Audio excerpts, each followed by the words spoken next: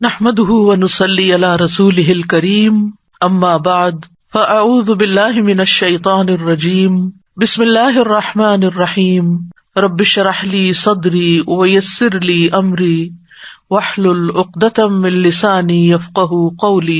نمازوں کے علاوہ، خاص مواقع کے علاوہ دن میں جب بھی آپ چاہیں درود شریف پڑھ سکتے ہیں، لیکن عام دنوں کے علاوہ جمعے کے دن خصوصی طور پر درود شریف پڑھنے کی تاکید ہے، کیونکہ آپ نے اس کا خود حکم دیا۔ آپ صلی اللہ علیہ وسلم نے فرمایا، جمعہ کے روز کثرت سے مجھ پر درود پڑھا کرو، جو آدمی جمعہ کے روز مجھ پر درود بھیجتا ہے وہ میرے سامنے پیش کیا جاتا ہے۔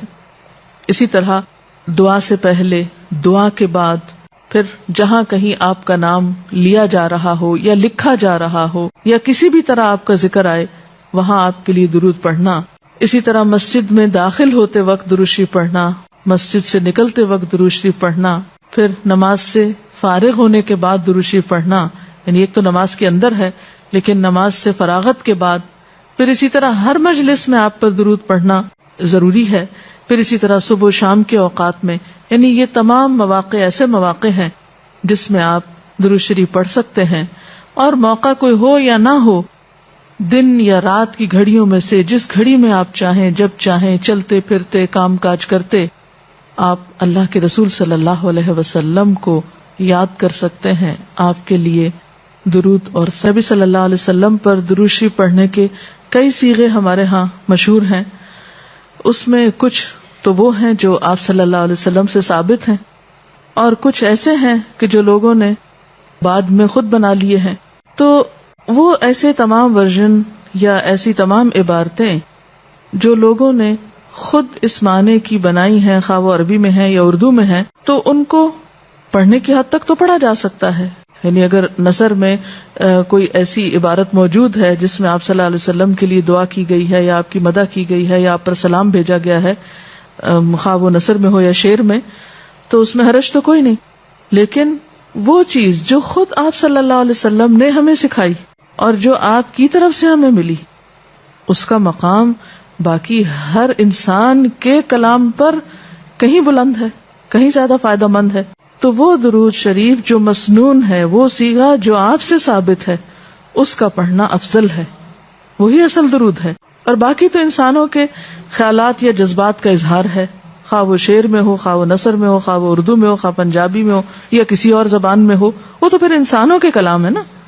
تو جس طرح اللہ سبحانہ و تعالیٰ کے کلام کو باقی تمام انسانوں کے کلام پر فضیلت ہے، اسی طرح نبی صلی اللہ علیہ وسلم کے کلام کو بھی باقی انسانوں کے کلام پر فضیلت ہے۔ ایک عام شاعر کتنی بھی خوبصورت بات کرے لیکن اللہ کے رسول صلی اللہ علیہ وسلم سے آگے تو اس کی بات نہیں ہو سکتی۔ ایک عام انسان کتنے بھی خوبصورت انداز میں آپ صلی اللہ علیہ وسلم کا ذکر خیر کرے، لیکن وہ اس کے برابر تو نہیں ہو سکتا جو نبی صلی اللہ علیہ وسلم نے خود ہمیں دیا۔ تو بہترین صیغہ وہی ہے جو ہم نماز میں پڑھتے ہیں، جسے درود ابراہیمی کہا جاتا ہے، اور اس کا پڑھنا باعث اجر و ثواب ہے اور اس میں کوئی شک ہی نہیں۔ اسی طرح یہ چونکہ تھوڑا طویل ہے تو اس کو مختصر انداز میں بھی آپ پڑھ سکتے ہیں۔ مثلا صرف اگر آپ صلی اللہ علیہ وسلم کہہ رہے ہیں تو یہ بھی درست ہے، یہ بھی درود شریف مکمل ہے ایک طرح سے، اگرچہ مختصر ہے۔ اسی طرح اللہم صلی وسلم علی نبینا محمد، یہ بھی آپ پڑھ سکتے ہیں۔ صلی اللہ علی النبی الکریم کہہ سکتے ہیں۔ تو مختصر ہو یا درود ابراہیمی کچھ طویل شکل میں ہو، اصل چیز تو ذکر میں مشغول ہونا ہے۔ تعداد میٹر نہیں کرتی، جتنا وہ احساس اور جذبہ اور عقیدت جو کہ درود شریف پڑھتے ہوئے آپ صلی اللہ علیہ وسلم کے لیے ہماری ہو سکتی ہے۔ تو ہمارے لیے دن میں بے شمار مواقع ایسے ہوتے ہیں کہ جس میں ہم درود شریف پڑھ سکتے ہیں۔ سب سے پہلا موقع تو خود نماز کا موقع ہے۔ اس وقت تک نماز مکمل نہیں ہوتی جب تک ہم اس میں درود شریف نہیں پڑھتے۔ پھر اسی طرح عام نمازوں کے علاوہ نماز جنازہ میں بھی درود شریف پڑھا جاتا ہے۔ پھر اذان کے بعد درود شریف پڑھا جاتا ہے۔ آپ صلی اللہ علیہ وسلم نے فرمایا، جب مؤذن کی آواز سنو یعنی اذان سنو تو وہی کہو جو مؤذن کہتا ہے، یعنی اذان کا جواب دو، پھر مجھ پر درود پڑھو۔ یعنی اذان کا جواب دینے کے بعد جب اذان ختم ہو جائے تو کیا کرنا چاہیے؟ نبی صلی اللہ علیہ وسلم پر درود بھیجنا چاہیے، کیونکہ مجھ پر درود پڑھنے والے پر اللہ تعالیٰ 10 رحمتیں نازل فرماتا ہے، اس کے بعد میرے لیے اللہ سے وسیلہ مانگو جو جنت میں ایک مقام ہے جو جنتیوں میں سے صرف کسی ایک ہی کو ملے گا، اور مجھے امید ہے کہ وہ جنتی میں ہی ہوں گا، یعنی آپ صلی اللہ علیہ وسلم ہی کے لیے وہ مقام ہے۔ اور آپ نے یہ بھی فرمایا کہ من سألی اللہ الوسیلہ، جس نے اللہ سے میرے لیے وسیلہ کی دعا کی، یعنی درود شریف کے علاوہ آت محمد الوسیلۃ دعا ہم پڑھتے ہیں، یہ دعا بھی پڑھی جانی چاہیے، تو جس نے یہ دعا پڑھی اس کے لیے میری شفاعت واجب ہو جائے گی، یعنی قیامت کے دن پھر میں اس کے لیے شفاعت کروں گا۔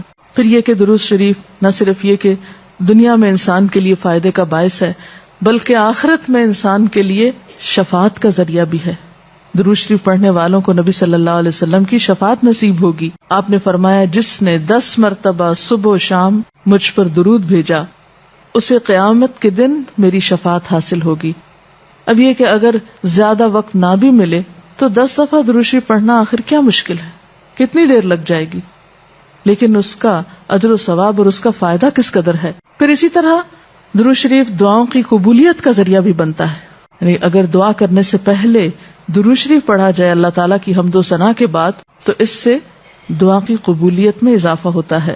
نبی صلی اللہ علیہ وسلم کے ساتھ حضرت عبداللہ بن مسعود اور حضرت ابوبکر اور حضرت عمر تشریف فرما تھے، تو حضرت عبداللہ بن مسعود کہتے ہیں کہ میں نماز پڑھ رہا تھا، میں بیٹھا تو پہلے اللہ تعالیٰ